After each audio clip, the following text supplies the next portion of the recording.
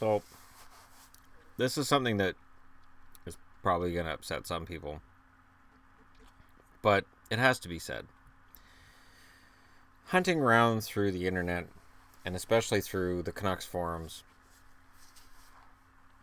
every time I see some kind of a proposal, Canucks should trade for it. Right now, Jonathan Drouin is rumored to be on the market. The Tampa Bay Lightning forward, who after his third year scored 53 points this year, had a very good season. He's a good player. Superstar, maybe. Maybe not. We don't know yet. It's too early in his career. CDC, the agreement seems to be that you could trade Sven Berchi and Chris Tanev and get Drouin. Now, there's a lot of people who aren't Canucks fans who are going to say, oh, Tampa doesn't do that. Why do Canuck fans want to get rid of Chris Tanev? Okay. The reason that was just offered to me is he's the best trading chip the Canucks have. There's a reason for that. Chris Tanev is an insanely good defensive defenseman who happens to shoot right. The Canucks have Edler, who is older and looking older. Looking older than his age. Left-handed shot. Troy Stetcher, good young defenseman. I really like him. Right-handed shot. Good job. Lucas Biza's a left-handed shot. Hutton's a left-handed shot. Trampkin's a left-handed shot. Trampkin's gone. So, extra skaters. Larson, gone. Biega, right-handed shot, but Biega is a number 7 guy, ideally. So, when you look down, minor leagues, you got Padan, left-handed shot. He's borderline. Jordan Subban's a right-handed shot, but at 5'9", and no guarantee he's ever going to make the NHL. McEnany, left-handed shot. Nelson, I think he's RFA this summer. I doubt he comes back. Prospects. Hugh Levy is a left-handed shot. Brisebois, left-handed shot. Candela, left-handed shot. I'm going somewhere with this. Smart teams understand you need left-handed and right-handed shots on the blue line. It's important. And it's something that we can overlook as fans.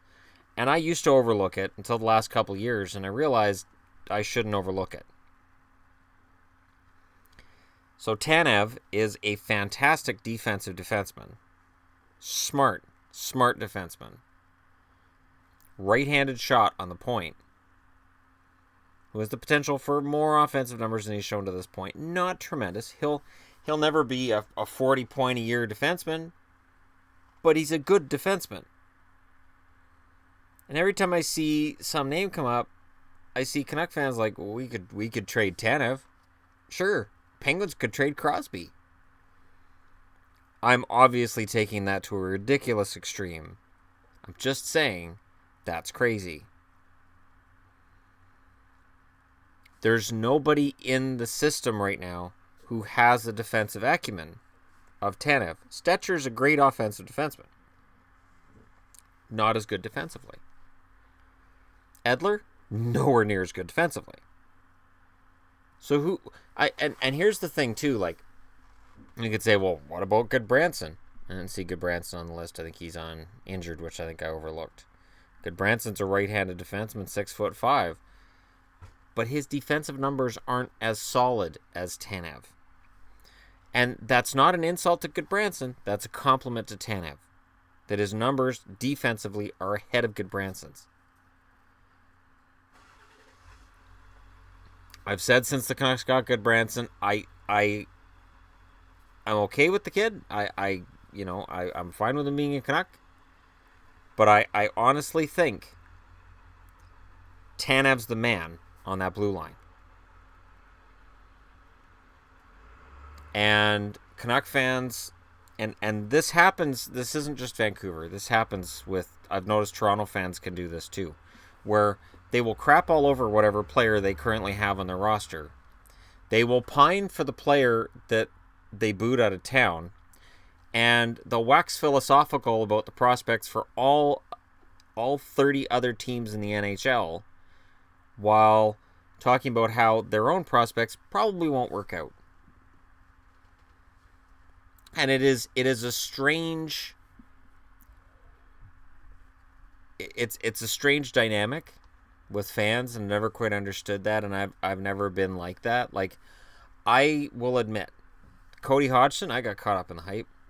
I had a CDC signature with a Cody Hodgson picture that I photoshopped up with Canucks future captain along the top. How'd that work out for me? Not well. It didn't work out well. And it was a nice image, and it's dead because it just didn't work out. But the fact that Canuck fans are ready to just say, well, we'll just get rid of Tanev. To me, it reminds me of the Leafs, and it was more media, I think, than fans. Toronto fans can let me know if I'm wrong. With William Nylander. Well, we could just trade Nylander. Well, the Leafs could look at trading Nylander. Well, they could trade Nylander. Why? The hell for? Years and years and years, Toronto's had a team that works hard and doesn't score a whole lot, not a lot of fun to watch. Now you've got a fun team, and you just can't wait to gut that future core? Because Nylander isn't as good as Matthews or Marner? Horvat's not as good as Nylander, Horvat's not as good as Matthews or Marner. It doesn't mean I'm ready to get rid of Horvat out of Vancouver. And that's a compliment to Matthews and Marner. Their rookie season was just incredible, and just the ceiling on those guys is just crazy. But I think when I watch this stuff, I find myself confused, because I don't even know how to approach people that do this. Like, even Berchi.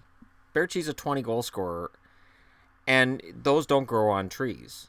So you're trading out 20 goals with Berchi. You're trading out a top 4 defenseman, a genuine shutdown defenseman in Chris Tanev, for a center in Drouin, which will create an issue next year because you have Horvat, Sedin, and Drouin at center. The Sedins at the end of the year said they're not done. They don't see themselves as being done. Granlund can play center. And then you've got Brandon Sutter as well. So it's sort of like, unless he's moving to the wing to replace Berchi, there's an issue there. So I find myself kind of confused, befuddled, greatly befuddled, because you can't find a defenseman who plays like that. You can't. It reminds me of when Boston decided to trade Johnny Boychuk instead of Dennis Seidenberg. And at the time it was, there was a better market for Boychuk than Seidenberg. That's because Seidenberg's not as good as Boychuk. You trade Seidenberg. You don't trade Boychuk. And as a Bruins fan, I've never got over that. I still don't understand Dallas trading Jordy Ben, to be honest. I think there are other guys that I think they probably could have got more back for, and I think Jordy Ben's a fantastic defensive defenseman. And Montreal fans found out pretty quick that he's a very useful player. He's not just Jamie Benn's older brother. So my challenge in this video is this. I've got fans of all ilks, all 31 teams, including Vegas. Vegas, you won't qualify for this, okay? Which player have you watched the fan base of your favorite team treat like crap who didn't deserve it? And Toronto, I'll give you a hint, it's Larry Murphy. Recently, it's William Nylander. Somewhat. I treat like crap is over the top. Larry Murphy, though, definitely. I won't say Phil Kessel either, because that was just a disastrous relationship. That was just never meant to work. But which player have you seen either the media or the fans get on and get ready to trade? And how do you deal with it? Do you argue, or do you just roll your eyes and go, whatever? I've given up on arguing, because I've learned that you can't.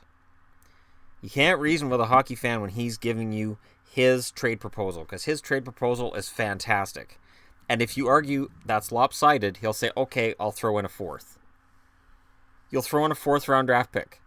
Okay, yeah, that makes it totally doable from the other side. Because fourth-round draft picks are known for having really high market value. It can be tough to be a hockey fan. So, just for dealing with other hockey fans, sometimes it makes it crazy. Let me know. What do you guys think? Hit like and subscribe if you're browsing your way through, even if you're a crazy hockey fan, because we need those. I need those on this channel. Crazy hockey fans are they're entertaining. So if you're entertaining, hit like and subscribe. And if you're not, hit like and subscribe, because I need to neutralize the entertaining crazy people. Thank you for watching. Don't trade Chris Tanev. If Jim Benning's watching this, don't trade Tanev. Ever. Okay? We're done. Thanks for watching.